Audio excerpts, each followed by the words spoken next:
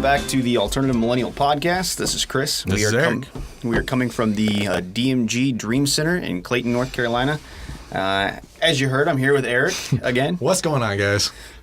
And then we also have a special guest today. Our special guest is somebody we know from the work relationships along the way. His name is Brian. Hi. Brian. How you doing, guys? And gals. Just to let you know, Brian's a little awkward, but he's hilarious. So we brought him in for a little bit of a diverse opinion today. And some input from somebody outside of the millennial generation. Brian is, unfortunately, Gen X. X. Not quite a baby boomer, although he sometimes looks like it with his beard. Yes. A big baby with beard. Yeah, you're getting a little gray here, too. Yeah. Well, I'm almost 40. Jeez. Well, it's a good thing we don't have video because nobody would like the way we look. So that's why we're on a podcast and not a movie. There's a reason why we're on the radio, or a podcast for that matter. Well, we thank you guys for listening. I think we have a really, really hot topic today. It could be very emotional. It could be all the above. Especially, it's very relevant, especially after the current events. So we definitely get into our topic, and I think I'll turn it over to Eric to talk a little bit more about the topic we're going to introduce. So today, we're taking a look at the fun subject of gun control. Pro-gun versus anti-gun. Who's right, who's wrong? But we're going to do it in a very sensible manner. This will not be people hating on each other for their opinions. This is just going to be a nice discussion. We're going to have pros and cons, both sides. We're all going to share our stories. I sway a little bit different than these guys, but I'm not going to attack them for it. And I think it's a subject that needs to be tackled in a reasonable manner because we're just getting extremists on both sides, and that's what everyone's hearing. Yeah, I think Eric hit the nail on the head. We get extremists on either side, and it's not conducive to solutions. It's not conducive to conversation, and that's the whole point of Alternative Millennial. Like we said in our first podcast, we want to come together and have the hard conversations together and really come up with solutions and figure it out. Now, we are going to talk about our opinions. So if you don't like to hear opinions for pro-gun, anti-gun, right now would probably, you might want to fast forward a little bit. However, we are going to talk about some statistics. We're going to bring up just opinion. So again, we talked about having biased conversation. We do have biases. I'm pro-gun. Brian is more pro-gun. Brian is former military, so that will have a little bit of a sway on his opinion. I grew up in a rural setting, so obviously that would give me a sway on my opinion as well. So we'll go ahead and delve right into the topic. I think the hot topic as of lately, you guys could agree with me or disagree. Yesterday they had the walkout. There's a lot of buzz on Facebook about the Absolutely. walkout going on in high school students walking out of class. Now they claim to support the 17 people that were killed. Unfortunately, I think there may have been an ulterior motive in some of them. Now, without trying to get too political, I've talked to my niece. She's 12. At first, she was all on board with the walkout, and I asked her why. Her honest opinion was because I get to get out of class for 17 minutes. Of course. So, fair enough to ask a high school student if they want to get out of class. Usually, they're going to say yes. Yeah. The one thing that I did ask her, though, is she knew what the walkout was about, and she said it was to honor the 17 fallen students at Parkland. And, I explained to her, maybe you should talk with some people that, you go to school with. Well, she ended up talking to some people. She talked to an instructor. And there were some people with some ulterior motives. There was about gun control. People showed up with signs about, the anti-gun, banning guns. There was a lot of different opinions. So she actually decided not to participate. Not because she is pro-gun or anti-gun. In my opinion, she's 15. She's too young to understand what that means in the first place. But she didn't partake because she didn't understand. And I think that's a big miss with this walk-out, walk-up thing that was going on. There was another walk-up. I thought it was a great movement. However, unfortunately, it was contradicting another movement, which I don't think is always. I don't think that's always a good thing. Yeah, but it goes along with, today's, I don't want to say agenda, but the pattern of today. Something happens on one end, the other end has to do something that tries to take over. The two extremes. Yeah, exactly. They're fighting each other with good causes, but they're still fighting each other. Each cause is trying to neutralize the other one. Exactly. Nothing gets done. Right. Nothing gets done. A walkout. I don't know. I don't feel like walking out does anything. I don't feel like doing nothing does anything to further the conversation. I get the point of it, but I don't feel like it really does anything. Like you said, I think it was. I'm not saying that's what it was, but it's like, oh, we get out of class for 17 minutes. Well, Right. what did you do? You walked. I saw on Facebook and I saw Mom, and it really hit home. I wish I had her name because I would actually throw it out there, because she posted something about her kid, and she said she asked her child. He said he was going to participate in the walkout, and she asked him, well, do you know why? And he said, well, to be a catalyst for change. I want to change and help prevent this kind of catastrophe again. This horrible incident in Parkland. I mean, by no means, no matter what we talk about today, we do not condone we don't support any of the behavior, and the shooter himself is solely responsible for everything. So don't take our conversation as we support one way or the other. We are all on board that this should never happen to any child. Right. One is too many. We all agree with that. But the mother, it was interesting. She asked her son, what's this about? And he truly didn't know. He said, well, it's about gun control. And so she asked him, okay, well, if it's about gun control, what do you know about gun control? Do you know the gun laws? And he answered her no. She goes, okay, well, if you don't know the gun laws, you don't know gun control, you don't know what kind of change you're advocating for, I'm going to tell you, no, you cannot participate, not because I don't believe in gun control, but because you don't understand what you're participating in. Mm-hmm. You're blindly following change. And that was the smartest answer that I could think of. And that really opened my eyes to how we should be responding to our children, instead of just, oh, here's a sign, little Johnny, go participate in whatever protest is going on. So I really wanted to start that the conversation today with that. Obviously, it's a hot topic, number one, and I think it's a good segue to start the conversation about the type of gun control and the stuff that we're going to talk about today. So. Before I get into what I'm a Second Amendment supporter. So this is a hard one because as soon as I say that, people usually look at me, oh, you're extreme right, you're extreme this, and I'm not. I'm not extreme. I'm very down the middle on a lot of things. As should everybody be. I don't think anybody should be like far right or far left. I think if you pigeonhole yourself like that, then you're forced to believe in something you don't really believe in, but you don't want to be ostracized from that group that you're like closer to. Yeah, I think you also continue a narrative that's harder to get away from. The more extreme one side becomes, the further, the harder it is to get back to where we need to have good conversation. Yeah. That's the hardest part for me is I've changed my mind on a lot of things. Going to a liberal university helped me, adjust my opinions on some things. I had a good friend that was gay. I'll be honest with you. When I was younger, I was a bit more isolated. I didn't believe in homosexuality, especially being religious. But now I realize it's his freedom to do what he chooses. So who cares what two consenting adults do? And I'm a right wing guy too, and I have no. I do not care one way or another. But I think that doesn't make you a right wing. That makes you a middle of the road American, like most of us are. I lean most to the right. Ex-military, I love guns. I was a member of the NRA when I was 12 years old. My parents bought me handgun and handguns and ammo and those magazines because I liked the pictures of the guns. I liked guns. I thought guns were cool. My parents never let me have a gun, but they didn't stop me from they didn't stop me from, being enthusiastic about something that I enjoyed. Sure. I didn't get a gun until I turned 18, 3 days out of high school. Joined the military, joined the Army, airborne, air assault. Here's an M16, son. Well, I think that brings us, so that's another thing we talk about a lot. And the Florida, I know they passed legislation to up the age from 18 to 21 to purchase, it was any firearm, I believe, a long gun. So that begs another question, and this is on my thought, and Eric, I want you to get your opinion on this, because I know you lean a little bit more towards stricter regulations on MSRs, or to clarify that, we all have experience in selling firearms, so MSR is modern sporting rifle, that's what they classify the AR-15.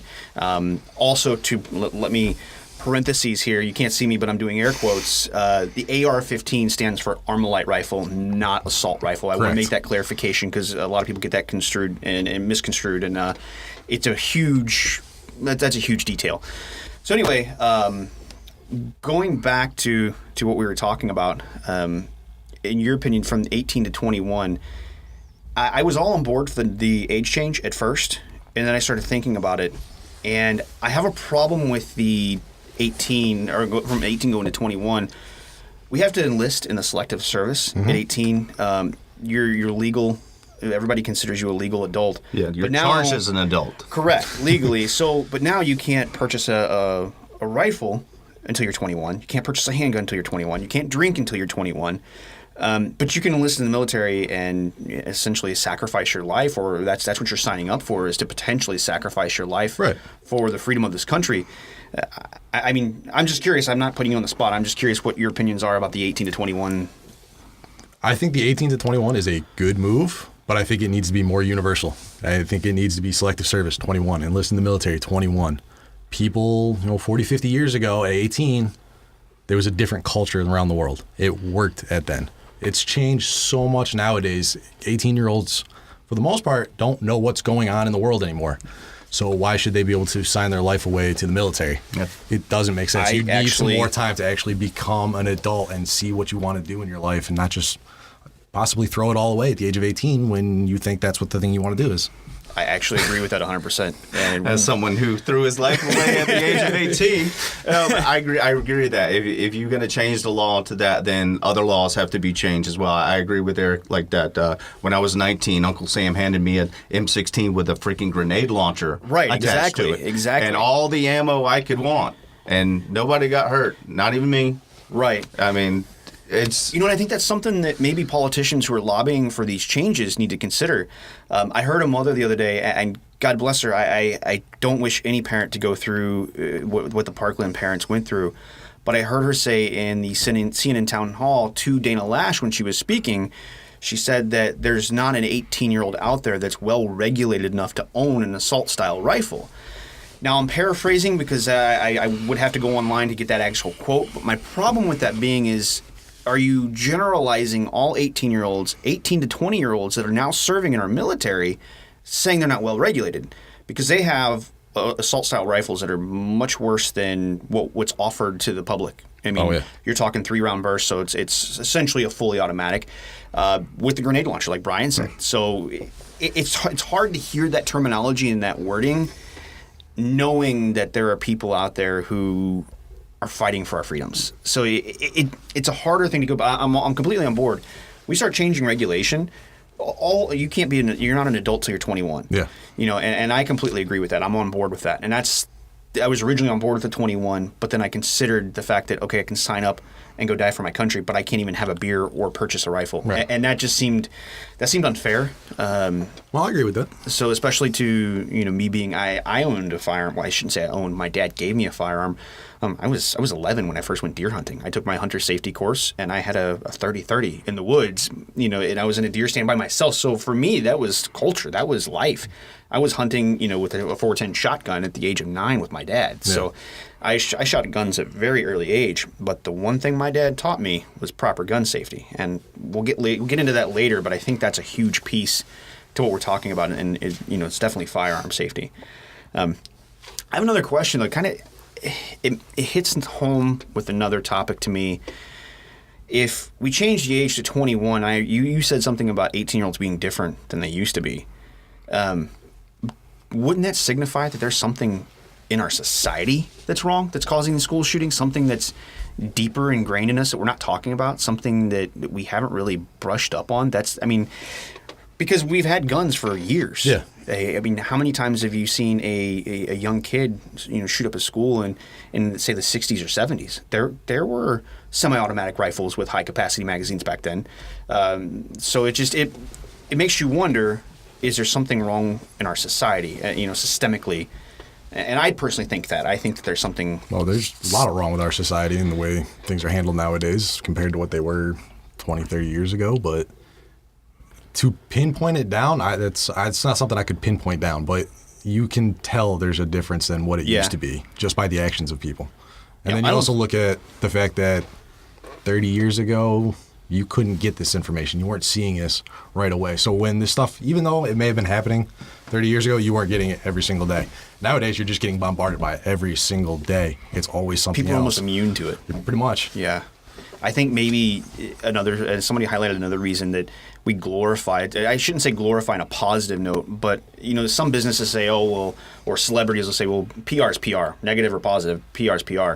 I mean, maybe these people they're thinking that they're going to be infamous. Maybe they think they're notorious now because their name is plastered every news source. It's all about them for 24/7 for the next 2 weeks. Right. Maybe that's part of it. I'm not sure. But that's a harder subject to get into. And I don't think anybody can pinpoint it. No, you'll never be able to. It's almost impossible, but I can see your point, Chris, to where it's like I don't want to like put this in the same boat, but it's like a video game where these kids want to beat the high score, and they have lost touch with reality, so to speak. Even though they go through all this planning, and they map out where they're going to go, what they're going to do, and where they're going to go first, and then what they're going to do afterwards. Like the guy in Parkland, I mean, he set that whole thing up. And then he even made the attempt to exit the building like he didn't do anything. So he was conscious to know that he knew he did something wrong, and he was trying to get away with something. I don't believe that he was, I mean, you got to be crazy to do something like that, but I don't feel like he was like totally out of touch with reality. He knew what he was doing. He knew what he wanted to do, and he planned to get away with it. And what frustrates me the most is that the media and everybody around has blamed an inanimate object 10 times more than they have the actual shooter. Yeah, I see that in the media, and definitely being more conservative in some topics. I understand where you're going with that. I understand the media. Being an inanimate object, I feel like I think you're right. I feel like we talk about the gun more than we talk about where the problems lie. And that's what troubles me, is not having conversation about what the actual problems are. Rather, he would have killed somebody with the bomb, with a car. But that does bring up a question. And I know Eric, like I was talking earlier, I mean, what exactly, so kind of gets into our solutions. And I don't want to jump into that too soon without getting everything off our minds. But as far as solutions for MSRs, do you think that would have helped, or what kind of solutions do you think would have worked? I don't want to say that they need to ban guns, because I don't think that's going to help anything. That's going to cause more issues in the long run. I think they need to regulate. I mean, it's not easy to get an MSR, but it's not that hard if you're a law-abiding person. It's going to be absolutely fine. There needs to be better regulation. It doesn't need to be, every single person doesn't need an AR just because they can. Because a lot of times, I mean, they're perfectly legal. They're going to buy it. They're going to keep it in their house. It's going to be what it is. But how many times have we heard stories of somebody's house getting broken into and 4 ARs are stolen? Those That's are now true. illegal firearms out there. Yeah. Those are the ones that are getting sold to the people who shouldn't be able to get one in the first place. Just because you're a legal law-abiding citizen doesn't mean you need this toy just because it can get into the hands of the wrong people. But I don't think you can regulate it like that, because it's like the Second Amendment says, you need to be armed in case your government goes after you. You need to be able to defend yourself rogue, adequately. Yeah. And I'll clarify, just to clarify what you're saying, I actually have the Second Amendment definition by the Bill of Rights. It says a well-regulated militia being necessary to the security of a free state, the right of the people to keep and bear arms shall not be infringed. I myself, and I know Brian, we're a bit more extreme on that than Eric is. And I appreciate sharing, man. I know it's hard to have a difference of opinion and actually having to come into a room with two guys that are completely different than you. You're the guy with the Ruger sticker on his laptop. Easy now, don't throw me under the bus. So, yeah, I personally, I'm quite extreme on the Second Amendment, but it's not just the Second Amendment. And to lay it all out there, I saw something the other day, and it was really interesting. It made me think about how our rights work. And I was talking to someone, and I told them there shouldn't need. You don't have to exercise a need to express a right, and that's what really troubles me. Just to give you an example, if you have the right to freedom of speech, you shouldn't have to show anybody, let alone your government, that you have a need for that free speech. It's inherited. It's a right for that reason. And that's what bothers me about the terminology. And I know you don't mean this, but the terminology need an AR-15. Nobody needs an AR-15. But I want one. Well, so nobody needs it per se for sport shooting or this or that. What you need it for, or any firearm for that matter, is it's expressly stated in the Second Amendment on why you need firearms. And I think there's a little bit of naivety that goes around. I think you're a bit naive if you think that the government could never go tyrannical, especially in current It's events. happening all around the world right now. Exactly. Yeah. And I think what people overlook that, well, you need a gun for hunting, or you need a gun for sport shooting. No, I don't need a gun for any of those things. You can go down to the grocery store and buy yourself a T-bone steak. So as people sport hunt or they hunt for food, that's great. That's a choice of theirs. You don't need a firearm. What I need a firearm is to protect myself and my family from criminals, number one. Number two, because the Bill of Rights gives me that right. That's how this country was founded. And I think a lot of people mix up, well, Australia this or the UK this. Those countries weren't founded on tyranny. They weren't founded on separation. They weren't founded on revolution. The U.S. was founded on revolution. We fought for the freedom that we gained. Australia was settled. So that was never in their culture. And that comes back to when people talk about the Second Amendment being so much in our culture. Why is it so much in our culture?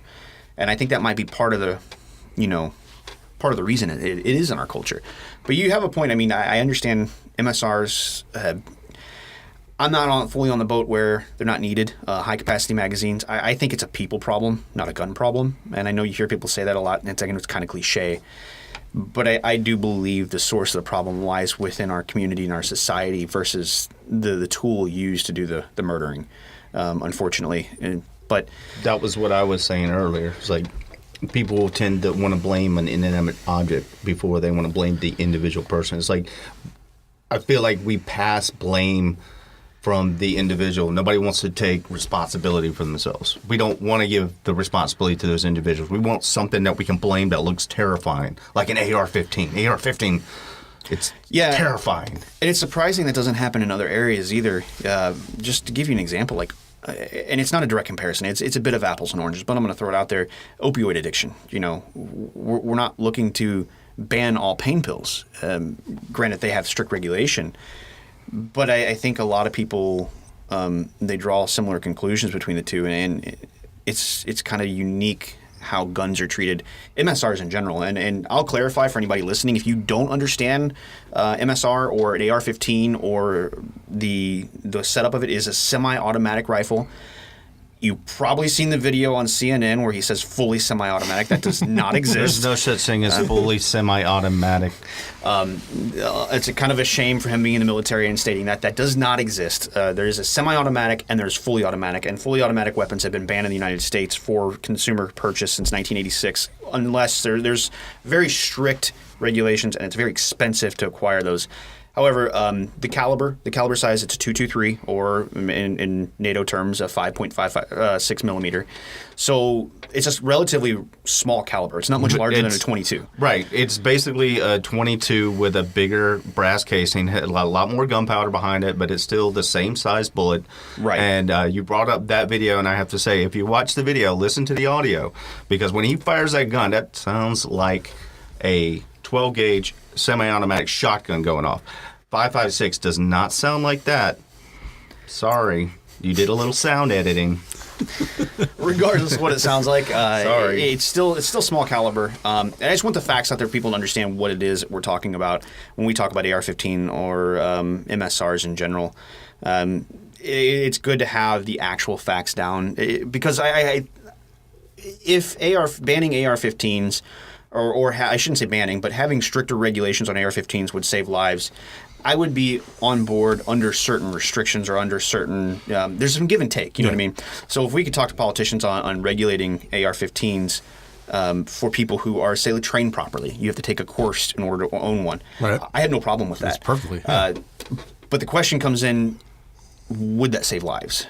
And I think that leads us kind of getting into solutions.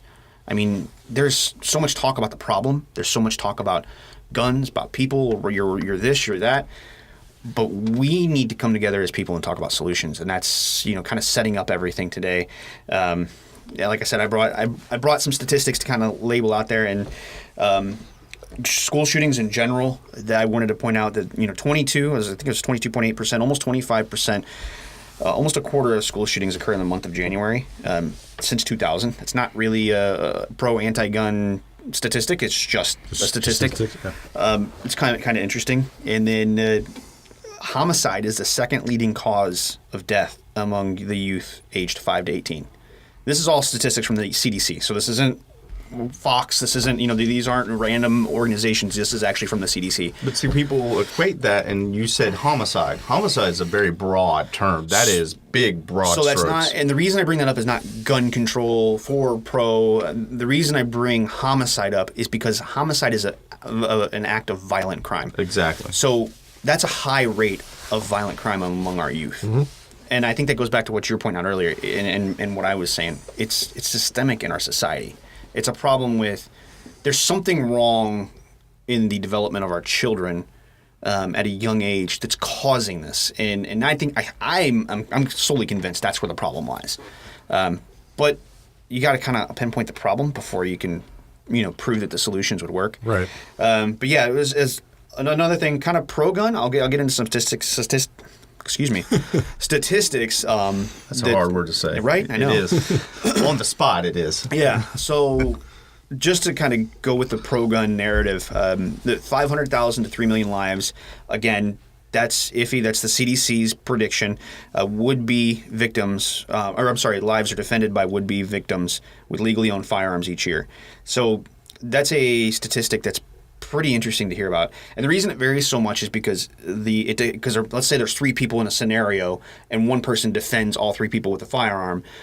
If that would have went the other way, would one person have died or 3 people? So Right. you multiply Yeah. that over all these scenarios. That's why they get the 500,000 to 3 million number. In 2014 alone, 4,300 young people ages 10 to 24 were victims of homicide. That's another just spiraling number. Like, that's incredible to me. And then I'm going to give you a couple more statistics, and I'll let you, kind of give your thought on it. The firearms used in school-associated homicides and suicides came primarily from the perpetrator's home or from friends or relatives. And I'll also add the statistic from a 2004 study of prisoners who possessed guns during crimes, found that 40% and even 40% came through possession by means of illegal or street source. 37% came through possession by family or friends. And it's kind of talks. I mean, that's almost exactly what our statistic shows from the CDC on the other one. I mean, what's your thought on that? I mean, if we go and we regulate firearms, but a majority, I mean, that's over what, 40, 37, that's 77% of firearms are acquired from friends or family or illegally on the street. So, I mean, what else would we be able to do, to limit that number and the availability, I guess I would say, for gun? And that's the hard point. You can't just pinpoint one thing, call it a solution. Yeah, and absolutely. move on from there. It's like you said, that there's a problem with society. There's a problem with mental health in our culture. It's getting real bad lately. I don't want to limit guns just to limit guns. I want to limit guns until these situations are fought out and our society can kind of accept firearms better, firearm safety becoming a more common thing before being able to kind of like reintroduce it. It's almost like you need to stem it a little bit just until the bigger problems are solved before you let the access go again. But one of the statistics you were talking about for the school homicides and the suicides, Yeah. that's another part of it. I bet you that percentage of the suicides is a lot higher than the homicides. Yes, absolutely. That comes back to the mental health. That's gun crime in general. Your gun homicide in general, I was looking up a statistic the other day. I didn't bring this up because I didn't want to hammer too hard on all statistics pro-gun just because Right. I am pro-gun. So I don't really want my biases to... I'm trying to limit how much I'm throwing out there. But yeah, a majority, if I had to guess, I would remember it was somewhere like 60 to 70% of all gun homicide was suicide, self-inflicted gunshots. Right. So, yeah, absolutely. And I think you hit the nail on the head. Mental illness is something, that we really have an issue with, and I think that's something that definitely needs to be, addressed for sure. Everybody's looking at me. Am I supposed to say so? I thought you had something to say. I do. I mean, I do as far as that. But I just hate that. We got to teach gun safety, and I also hate that word accidental discharge. Somebody like me who's been around guns a lot of his life, been taught how to properly use guns. There's no such thing as an accidental discharge. That is negligence, and people don't realize, like, when you point a gun. I don't know. A gun, they're fun to shoot, but they're serious, okay? Brian's getting all worked up I'm over here, getting guys. worked up. I'm sorry. Getting fiery. I just want to. I don't want everybody to know. Like, I'm not just some gun nut. I'm a gun enthusiast. I mean, I do. You know, I was ex-military, but I do have a college degree, minor in psychology, and all that stuff. So, yeah. Well, I think what Brian's trying to point out is an important point. Gun safety is definitely something we could focus on. I think that's something we could all talk about. If we're not talking about a gun ban, we can definitely all get on board with better gun safety, teaching children gun safety, being better at locking up firearms at home. 1 in 3 children live in homes with firearms, and I think there's 113 firearms in America for every 100 people, citizens, over the age of 18. They're not including children in that count. So we could definitely all talk about gun control, but what the more practical conversation would definitely be gun safety, teaching children that it's not okay to play with dad's gun, or dad being the responsible adult and locking it up. Right. So and come back to what we were talking about with mental health. We'll get back to that in a little bit, Brian. But nearly 75% of all students identified as needing or recommended for mental health issues failed to receive the recommended or any treatment at all. That's according to the CDC. 75% of students. Doesn't surprise me either. That blows my mind. And here we are talking about, again, coming back to Brian's point, an inanimate object. We got 75% of students who aren't getting the help that they need. I mean, that's terrifying. Absolutely. What's terrifying is that not only that they're not getting the help they need, but that they need help. Like, what the heck is happening with us as a society where, like, this is a common occurrence? Like, what is in our diet? What is our mental? I don't know. It just blows me away. Like, more and more people need, like, mental health, and like, we all go a little crazy sometimes, but me. I have my suspicions, and I could be wrong. This is my opinion, and this is what I kind of came to the conclusion of a while back. And again, I'm not trying to pinpoint the problem. This is just, again, me going through this over my head time and time again. But I seriously think it's a lack of value of life. I don't think we value one another. And this goes back to the whole point of Alternative Millennial, right. If you disagree with someone now, you see it online all the time. You disagree with someone, and you're dead to them. Like, the way they talk to you, we don't treat people like one another like they used to. I remember my grandpa growing up; he treated people great. Right. It was kind of unbelievable to see the difference in culture and the change. Driving down the road, I'm guilty of this. Road rage. That's a person in the car. It's not just a vehicle driving down the road that cut you off. It's a person. I'll throw up the middle finger at somebody. Yeah. So it's unfortunate that I have to admit that, but I think everybody, in a way, you're lying to yourself if you haven't allowed society to really drive you down. And I think you see it in driving in general. I think people don't care about one another. I don't care about where you're going, how fast you need to get there. You're in my way. Yeah. That's kind of the mentality. And I grant it. I'm not saying bad driving leads to school shootings. What I'm saying is we don't value one another anymore, and I think that is deeply part of the problem. And we don't love one another. And I'm not saying intimate love, so Brian, don't get that look on your face. But I'm talking about the love for your neighbor. Hey, do you need something? Can I help you? Do you know your neighbor's name? I mean, how many people listening right now, do you know who your neighbor is? Do you know their name? And that's No, but I know what they sound like when they have sex at one time. So I hate my neighbor. Yeah, well, I live in a neighborhood. And I probably know one of my neighbors I talk to, and I talked to him like when he first moved in, and I haven't spoken to him since. Like, I deal with people on a regular basis. I have to talk. So when I get home, I don't want to talk to nobody. And as far as your road rage thing is, I think there's just that barrier of a inanimate object that they're driving, that it's you're an obstacle when you're on the road. You're not a person. You are an obstacle, preventing me to get from A to B, or you might hinder me from getting A to B. Yeah, absolutely. And I'm not saying that, that road rage is driving people to shoot up schools. That's not what I'm saying. It's just I see the connection with the lack of concern for others, and it's definitely taken over our society. I mean, I don't think we're near as polite societies as we used to be. Not even close. I lived in Florida for 9 months, and I'll tell you something about Florida. The primary reason I never want to go back there is how rude the people are. I moved to North Carolina, and I was blown away. It's night and day here. It's amazing. Welcome isn't it? to North Carolina, where people are friendly. I mean, it's like that It in my really neighborhood. is. Well, we're not going to stop and have a conversation with each other, but at least wave. Somebody drives by in a car. Hey, how you doing? Yeah. I don't know you, but hey, you're here. I'm here. We're on this planet together. Well, What's lady up, in the brother? gas station, one of the first times I came up here, lady in the gas station, hey, sweetie, how are you doing? And that southern accent, I'm like, wait, what? Do I know you? We got lots of those ladies So here. it was quite surprising, and that made me kind of change my tune. It made me want to become a more positive person. And I was talking with I shouldn't say talking. I was typing with a friend on Facebook. Really sweet person. She's a great person. She's on the other side of the spectrum, aside from where I'm at. And she brought up a good point.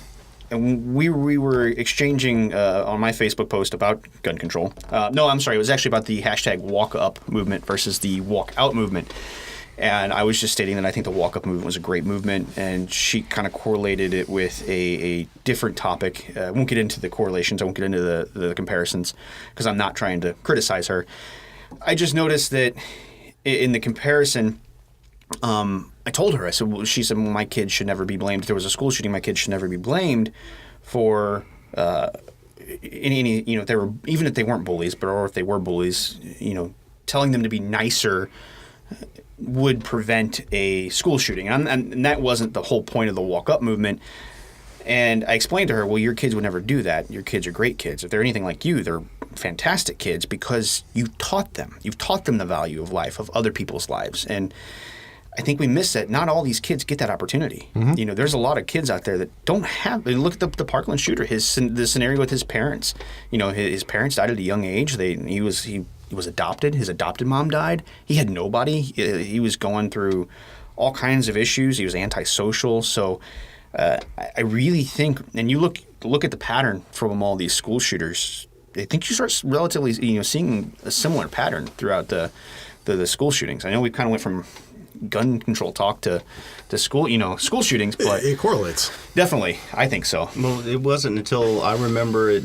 I remember it very well when Columbine happened in 1998, I believe. That was a big. 1998. That was a big deal. We were in our platoon room, and it was on the big screen TV, and it was like that was a school shooting. A school shooting, inside the school? Oh, my God. It was unheard of then. At Millbrook, there was a shooting outside of the Millbrook Park right before, it was in 1993 or 4, right before I became a freshman. And, there was a fight, and a kid, broke out a firearm and then shot at just a random bystander. Brian Green, I think his name was, not to name drop or anything like that, But I just remember that, and that was a big deal. I remember looking at those handgun and ammo magazines, looking, bulletproof vests. I'll need that for high school. That was a real fear, at that time. But, right. It was such an isolated incident at the time, and now it just seems like it's... Well, and I have to remind myself, everywhere. especially with seeing these Facebook posts, and sometimes, we all get emotional when we're looking at something we disagree with, and I had to take a step back and put myself in that situation. I graduated in 2004. Not once going through high school did I ever think about a school shooting. It never really crossed my mind, so I had to put myself in these kids' shoes. This is a real fear for them. Oh, yeah. And it's kind of disappointing that our kids have to go through that, just through their education with that fear in their minds. Going through high school, I've had 2 gun-related scares. The first one wasn't as severe. A couple of guys had a pistol in their car as they were leaving school. One of the guys in the back was looking at it, accidentally discharged it. I don't like that word. And shot the driver in the back. No, he was being it negligent. happened on a school but there was no bad intent bringing the gun. He just had the gun. Did you say it shot him in the back of the head? Yeah, killed him. Oh, my God. How tragic. The more prevalent one for me is I was a very different kid in high school. I had a weird mentality. I wanted to be different than everybody else. And I went to school in a very rural part of Maine. So I was straight from New York into this little backcountry town. So your opinions don't matter. Yeah, that's it. But I had some guys there who would tag me in MySpace pictures, pointing guns at their cameras. And it was terrifying for me. Wow. Nothing, thankfully, ever came of it, but at that time, that was always something in the back of my head was, one of these days, this guy's just going to bring it in. That's crazy. It is. So that's part of why, and my car got shot up too, so that's part of why I want a little bit more gun Go ahead and regulation. explain that situation. Yes. So you, from experience, you have... Yes, my neighbor, when I was living in good old Florida, was pulling into the parking lot, and a cop pulled up behind him because he needed to serve a warrant to him. And the guy said that he did not want to go back to jail, pulled a gun out, started shooting at the officers. My car was caught in the crossfire, but this all happened 10 feet, if that, from where I was sleeping.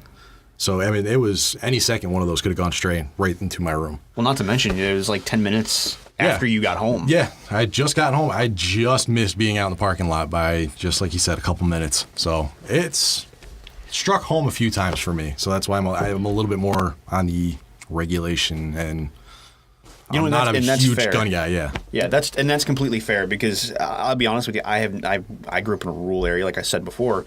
Went to rural high school. That we had guys, including my, trucks driving to school with shotguns in the back glass, going hunting afterwards. So, the gun regulations, when we were talking about school, guns at school, I'm like, wait, no more guns at school.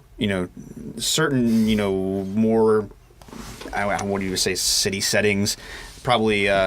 Or more urban settings for schools, there's a big, not a big deal not to have guns on the campus. We're like, wait, what? We can't bring shotguns to school anymore? What are you talking about? Yeah. What's the problem? Yeah, so it was. I guess that's almost a blessing to have grew up that way, just because I didn't have to worry about those situations. So, and I definitely see the correlation with where you get your ideas and opinions from, and versus somewhere where I get my opinions and ideas from. And I can understand that some people, especially in inner cities where there's gun violence is rampant, where maybe they get their opinions from, and I think it helps respect people's other people's opinions a little bit more. I saw a picture on Facebook of your car. I was blown away, and I'm like, okay, whoa, what's going on? Was he some kind of gangster?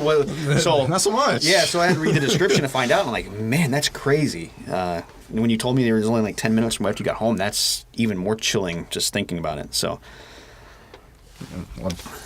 on the other note, I would like to tell you how desensitized I am to that. When I was 18, 19, 20 in the military, like we did live fire exercises in the woods of Clarksville, Tennessee, be clearing bunkers of bunkers with 7.62 belt-fed machine gun bullets whizzing over my K-pot, my helmet, so to speak, and I didn't think anything about it. I was in a hazardous situation, but you just don't even think about it like that. You're so desensitized to it, and I don't know. I get his side of it. You're not, you got a bad experience with it, it's going to stay with you. And it was just a regular thing. It was like me and 20 other guys at a range, bunch of 18, 19, 20-year-olds with M4s, M16s, just shooting lead down range. No big deal. Maybe a couple of range officers watching, but other than that, no. Uncle Sam was just giving us all the ammo we wanted, and it was fun. The guns are fun to me. And that brings up something. Guns are definitely fun. I mean, it's definitely a stress relief. I love shooting. Shooting it's challenging. There's a lot of things go into sports shooting. But it's definitely I've fun. seen you after a gun range. I was like, we're very just you've seen me like we're just very it's euphoric, man. We're just so revved up, and that's why we want to get Mr. We gotta get Eric to a gun Eric range. over here. Yeah, we'll get around to it. To the range, eventually. Maybe we should play around a D&D first, do something he wants to do, and then he'll do something maybe we want to do. There's a little bit of a lighter note. I actually saw a YouTube video, and it was tailored to my political beliefs. So it was 5 leftist or liberals, they called them anti-gun liberals, went to a shooting range. 2 of them had the reaction you would expect. 3 of them, one lady came out. She was an older lady. It was hilarious. She came out of the range going, "Oh my God, that was the best thing ever!" And like she loved it. So and the other 2, they actually enjoyed it. He was honest. He's like, I might actually looking to get myself a firearm just to go to the range. So it's a freedom we're afforded that's for other reasons, but we actually get to enjoy them for for everything. I did have something I wanted to bring up back to when we were talking about some inner cities, and I kind of want to get your guys' opinion on this, because I know how I feel on it. But since September 2011, there have been 169 gun deaths, I should say, for kids that have been under 17 in Chicago. This is just Chicago, so their sample size is small, but this is one city since 2011. It's 169 kids. Now, I will define the terminology kids because that is 17 or under, just to let you guys know. 1,620, or 1,000 to be correct, 1,620 kids were shot. Out of that, 169 were killed in Chicago. And this is from the Chicago Tribune. So to hear that statistic, it puzzles me why and I'm going to throw out something controversial, why middle class school in Parkland, we have a school shooting and 17 dead, and we're all advocating, well, not all, but we have a bunch of people advocating for gun control when these deaths go almost unnoticed. I mean, is it bothersome? Is it just me, or is it bothersome to? It's such a it's a hot button, isn't it? It is. It's really it's really like, controversial. I don't even want to talk about it because I don't want to say the wrong thing or people get the wrong idea about me. But it's like there's no media in that. There's no media. And in that. yeah, you do have a true. point. There's nobody's tuning in to watch that, but you put a guy in front of a school and talk about 17 people killed with an AR-15, you're not turning that channel. You know, well, the most disturbing thing is I've watched some media on this. What little bit is out there, and a majority of these cases go unsolved just because the patrons or bystanders don't want to quote unquote snitch on these people. And that right there blew my mind. It really, because we're talking about lives of children. The whole Parkland conversation, gun control, we're all talking about the same thing. We all want the same desirable outcome. We want no more children dead on our streets or in our schools. It doesn't matter who you are, what side you're on. Yeah, we all agree on one thing. I totally agree, and that's what I want to make clear is like I love guns, but in no way am I ever advocating the killing of innocent children in the place of learning, or if or anywhere in that matter. Like, no true gun-loving, law-abiding citizen ever wants to ever see anything like that. And I think that's what happens. We take it a little too personally. Yeah. When people attack the guns, when, like I've said before, you blame the guy who did it. Blame the crazy person who went in there. Well, and that's what I and said did it. earlier when taking responsibility for these kids taking responsibility in school shootings. It was solely the person who pulled the trigger that's responsible for this. Now, whether there's responsibility or blame putting on the gun, obviously, you know my side. However, let's be honest. There's a split. The gun control group and the non-gun control group is about half and half. So it makes you question where the world's going, where things are going. I'm definitely not anti-gun. I'm pro-Second Amendment. Everybody knows that by now. But sometimes it makes you question, okay, are you with the movement? Are you in the right? Are you in the wrong? But again, just bring it back to that point. I saw that number, and I hate to be cliche and bring up Chicago. I know everybody talks about Chicago when we start talking about gun crime, and you know, especially the right wingers, they like to throw out Chicago and this and that, and they have some pretty compelling evidence, but a lot of it's just repeated jargon and twisting of statistics. And both the left and the right do that. They twist their statistics and make it look. You got to make it look good for your side. Yeah, and it's propaganda. But to hear that, and it really hit home for me because in St. Louis, I'm originally from St. Louis, if everybody didn't know, and Missouri. Missouri, yeah, next to Illinois. So, but anyway, I saw a 9-year-old get hit by a stray bullet from a drive-by, and she was shot through the neck. And the video showed her mom and her dad. And like it pulled me apart. It pulled me into pieces. And the firearm that was recovered from the people who did it was an illegal firearm. It wasn't purchased legally. Didn't know serial numbers or anything, so it was untraceable. It was something that ended up on the street that shouldn't have been on the street. And it was in a city. St. Louis doesn't have huge restrictions on gun laws like Chicago, but there's still some pretty strict restrictions in the city limits or inner city of St. Louis. But to see these things and see that in your hometown, it tears you apart. And St. Louis has actually made it to a list of #1 dangerous cities, which unbelievable because that's where I'm from. So it's really disappointing to hear. But when I saw that statistic, it made me cringe. It made me, I'm not going to lie to you, it made me angry. And I'd like to know how that's not as important or why it doesn't seem people make that as important. And, you know, if I'm going to advocate for gun control, if I were on the other side, that is exactly why I would advocate for gun control. Just for those situations there, because that's a continuous thing. It's happening all the time. It's continuously happening.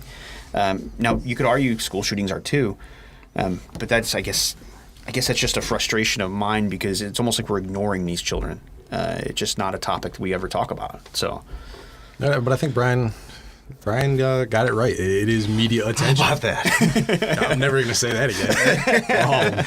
I am right. Those small numbers, you know, they trickle in over time. They're not drawing the media attention. And the people aren't using the statistics because they're not big numbers, which is a terrifying thing to say. they're not big numbers, so they're not getting the attention. So whether you're pro-gun or against gun, you're looking for the big events that are happening to draw people towards your side. You're not looking for the overall statistics because some of those numbers may not work for you or they may work against you. They want that big story to draw everyone to them and put them in a frenzy. And I think that's all we're seeing nowadays on both sides is people trying to whip up your side on a frenzy where everyone else who's in the middle who's talking about gun control for all these cases are going unheard of because they don't have a voice Right. to overpower them. And side note to that, every time there is a frenzy like this, gun sales go up. So I don't know what to say to that other than people are scared that, just enough happens. Well, they're that scared of regulation. Yeah, I think that's part of it. which I like that word better than control. Like you talk about gun control. Gun control to a gun owner sounds scary. Yeah, absolutely. Gun regulation, Absolutely. not so much. Well, there needs to be certain regulations, and that's why I think that's a good segue into closing things down with talking about solutions because that's what we're here for. We're Right. here to talk about solutions. I think Eric brought up a good point, and he kind of made me come back around to raising the age limit to 21.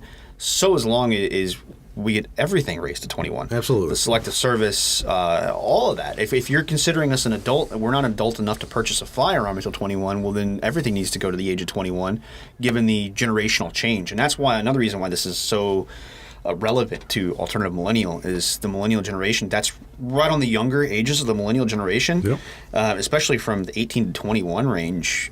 But if that 18-year-old, to use the mother's words from that Parkland CNN town hall, is not regulated enough to purchase a firearm, they're not regulated enough to join the military. They're not Absolutely. ready, so, and I've always had a problem with that. You can serve your country at 18, but you can't even have a beer. There are certain restrictions that I don't find that are common sense, and I think Eric, Brian, and I talking about this, we can come up with common sense solutions. And I think, honestly, you could put any average person in a room and lock them together with different opinions, and we probably come up with better solutions even our politicians do. Absolutely.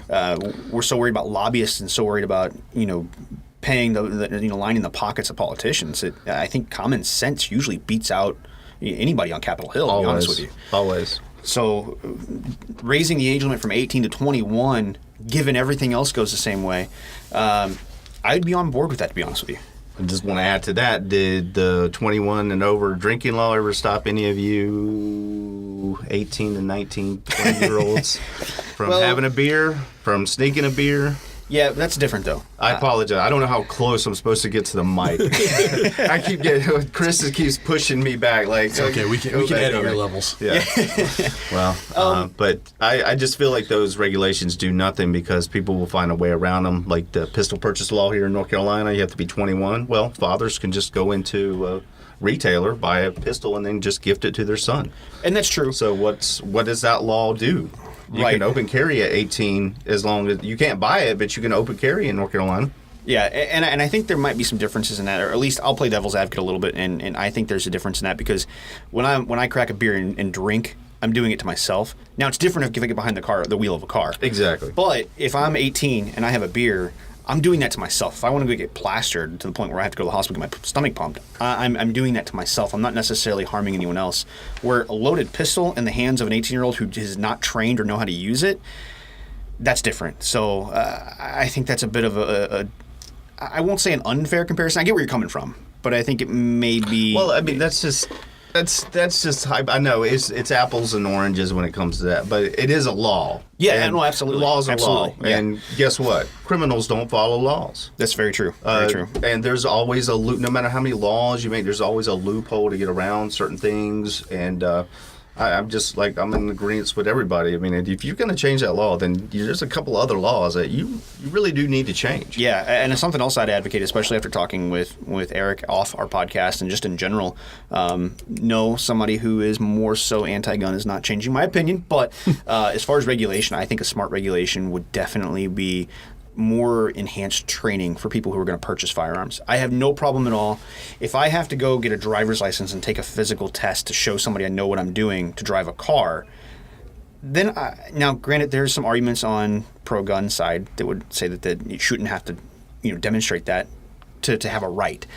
But I am definitely, if that could help weed out some of the mental health issues, Right. I'm on board with that. And there's no reason if I want an AR-15, if I can go take a class. Now, the problem that leads into is government charging, buku bucks for that, charging an insane amount of money for that. Just like I think the concealed carry is, I think that's rather expensive for what it is. I think that should be an inherent right that you should have to pay minimal for. But I think you should get that training.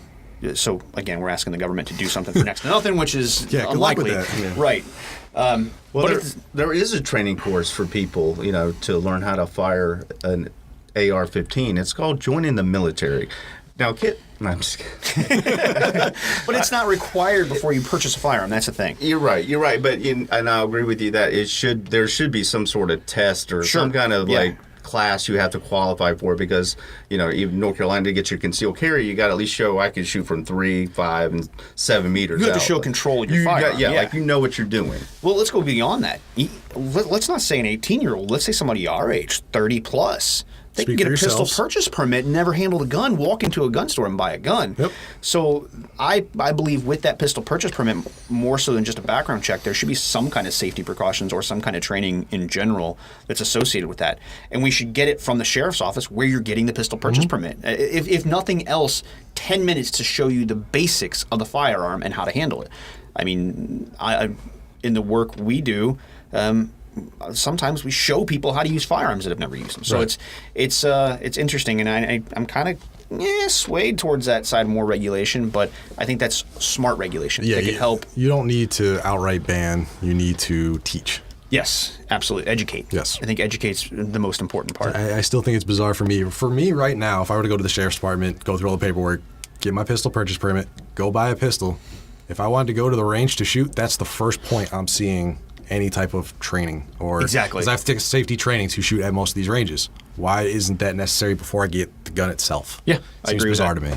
Just let me know. I'll go with you. I know you will. I'll go with you. I definitely will. I want to be there when you shoot your first firearm. Trust me. I really want to be there. So in closing, what kind of other solutions you guys think of? I think we came up with 2 good, solid solutions that could be common sense and that could definitely help out. But any other solutions? Yeah, and I mean, even going past guns in general, I think we need to focus more on getting people the health they need mentally. Yes, absolutely. That's such a huge issue, and that's a main cause for, or I don't want to say a cause, but it's a main proponent to a lot of the issues in society that's going Right. on, is that it's just going unheard or untreated. And I'll throw in something else. I personally can't stand walking through TSA or going to a courthouse and being stripped down, walking through metal detectors, but yet you go to certain schools, people just walk right in. Mm-hmm. I think it's asinine to believe that we can protect our government officials, protect our movie stars. We have all these precautions to prevent people from bringing firearms and bringing stuff, but yet there are certain schools you can walk right in with no hindrance at all. I don't agree with that. I think that's one thing common sense we could do.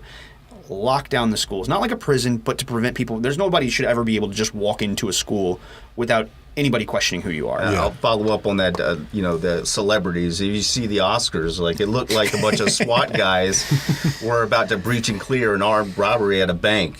So whatever. And it's not so much the regulations so much as that they need to be followed up on. Like we can make all the laws in the world, but if the people that we elect to enforce these need to do their job. Mm-hmm. And that was one of the big balls dropped during Parkland shooting. And Many of the shootings, to be honest with you. just pretty much all of them. Yeah. The signals, the constant signals, the posts that were seen by the FBI individuals, the constant run-ins with the law and the local right. area. There's a lot of things that slip through the people crack just with him. like, There was a "Oh, lot of warnings. No, just let him. And then his step parents, they let him keep that thing. But what do you? So we're talking about the problem. What about that solution? Would we fire these people? We not vote for them? We vote new people in? You know what I'm saying? So, like, how do we hold these people accountable? I mean, we know the FBI dropped the ball. So I mean, that's criminal negligence. I feel like the people in the power were criminally negligent Right. on that. So they definitely should have to face some kind of, penalties of some penalty. Take them outside and. You have a good point, and I think that's definitely on topic, and I think that's a good solution. Without crafting exactly what we need to do, we need to hold these agencies more responsible. Yep. In the background checks, when something comes down to fix these background checks, I know the Fix NICS bill. Now I know it had other stuff in it that was more tailored to gun control. They hid a lot of stuff into that bill. However, the Fix NICS bill to enhance the background checks I have no problem with that. If you're a law-abiding citizen, you should have no issue with walking in and going through scrutiny to get a firearm. No, There shouldn't be any issue there. So I have no problem with enhanced regulation, but enhanced regulation, in Brian's terms, we would be giving people more work that aren't doing the work to begin with. Yeah. So holding these institutions responsible would definitely be a solution. So I'll agree with that. Yeah, I definitely agree. But giving a guy who can't get 40 things done in a week, he can't get 40 things done in a week. You're going to give him 60 for the next following week, and you think he's going to be able to do that? No, he's not. No, I agree with that. Something I was thinking about the other day. There's on your federal 4473 forms. There's what they call a UPIN. For you guys who aren't familiar with the 4473, it asks for a unique identifying PIN number that's provided by the FBI. I think each individual should have to have one versus just having a name and filling out your information. I think they should be able to give each person who's purchasing a firearm a UPIN. So, but I think that's the paradox of the people who are all for that kind of regulation. You don't have to worry about them. You don't have to worry about I don't mind. Ask me all the questions you want. Right, that's true. Dig into my history. I got nothing to hide. Come on, big brother, let's go. But there's people who don't give a crap, and they're gonna do what they want to do. If they couldn't get a gun, he could have gone on the web and learned how to make a bomb if he wanted to. Well, this is no excuse, but I agree with that, and I think we have to understand, and this is why I would never want to see guns banned. This is why I would never be on board, aside from all the constitutional support that I have, and aside from the Second Amendment support, and the reason I think we should have guns, I would never be on board the gun ban because evil exists in the world. Yes. If you look around and you see some of these heinous acts, it exists. Mm-hmm. And I'm not going into any religious aspect, but I definitely believe it exists, and that's one reason that I would never be on board with any kind of complete gun ban. I don't think it wouldn't give you the means to protect yourself. So, well, I'll say one more thing and then I'll shut up. But I agree with that because we like to live in this world where just love one another, love your fellow man. Yes, that works if everybody abides by that rule. But unfortunately, we don't live in a world where that happens. Well, I think you love your neighbor and keep your gun stowed just in case. You don't have to love your neighbor. Respect your neighbor. Respect your neighbor. He is a human being on this planet just like you, Chris, just like you, Eric. We don't have to love. We don't have to agree with one another. But we just got to realize we got to share this planet for the short time that we're on this planet. That's true. Very true. It just wise words. That's a scary thought. You're stuck with me, buddy. At least for a little while. I'm a little bit older than you, so you'll have a few years where you don't have to deal with me. You're going to pick out his nursing home. Yeah, good. But I mean that is my thesis on that, is that you can make all the laws you want, but as long as evil still exists in the world and people want to do harm to others, they're going to find a way. And a gun is a thing. It's an inanimate object, doesn't have a soul, doesn't have a mind, can't think for itself, doesn't load itself. But give it time. They'll start thinking for themselves. The AI-infused rifle. Oh, that's a whole other 2020, podcast. it's coming. We might bring that up on our AI podcast. That's a whole other podcast. But I think we're going to close it out. We came up with some good solutions. We've had some good talks. I know you guys had to listen to a lot of pro-gun talk. I apologize if you're not pro-gun. I'll get them back next week. Don't worry. But please just keep an open mind when you listen to this podcast. Let us know. Email us, too. You can get a hold of me and Eric at ampodcast1@gmail.com. Email us your thoughts. If you have additional solutions, we'd like to hear it. We could address it at our next podcast. We're going to start doing a mailbag soon. We get some more emails pouring in. We might do a mailbag. I'd like to hear some funny things. Maybe some. We'll read just about anything. Yeah. I'm okay with it. But I think that'd be a pretty cool segment to do. So, any ideas you have, let us know. Again, we're still doing the small business feature. We're going to start doing that pretty soon. And if you guys are a small business looking for free ad time, please reach out and let us know and kind of understand how we work and who we are. I think you guys got a better idea after 2 podcasts of who exactly we are and what our goal is and what our agenda is. I want to thank Brian for coming in, our special guest today. So I appreciate it, Brian. Oh, thank you guys so much. I'm so honored to be allowed to be on here, and I commend what you guys are doing. I commend your initiative. I can't do anything right. Brian, it was great having you on. It's a shame we'll never see you again. Exactly. I do look forward to all the hate mail, though. So please, my name is Brian, Brian. But again, guys, I appreciate y'all letting me come on and speak my mind. Eric, you got any closing words, man? I appreciate you coming in today. You guys are too gun crazy. You're crazy right-wing Republicans. And you're what's wrong with society. No, you said it wrong, man. I'm not crazy right-wing Republican, alt-right. Sorry. Nazis. Yes, right. Nazis. You are Nazis. You're a socialist and we're Nazis. I'm no. Guys, I was joking. Oh, full disclosure, I am not a Nazi. Yeah. Please don't stain my character that way. That is okay. Anyway, guys, you can download these now on Google Play Music. The good news is we are finally on Google. They published us, so you can search it, download it, and then hopefully soon we'll be on iTunes. iTunes is coming soon. Waiting to hear back from them, and then we'll have a website up and going. We are on all social media, Twitter, Instagram, and Facebook. So you guys need, you want to say something or address something on there, please tweet at us. I'd love to hear it. So I think Eric would too. So Always do. you might get a drunk rant from Eric later, but You absolutely will. So we might have some positive things to report back on our next podcast because we are going to try a microbrewery after this. So, Yes. I'm so excited. All right, guys. Thanks for listening. Have a great rest of your day, and have a great after Pi Day. Yes, sir.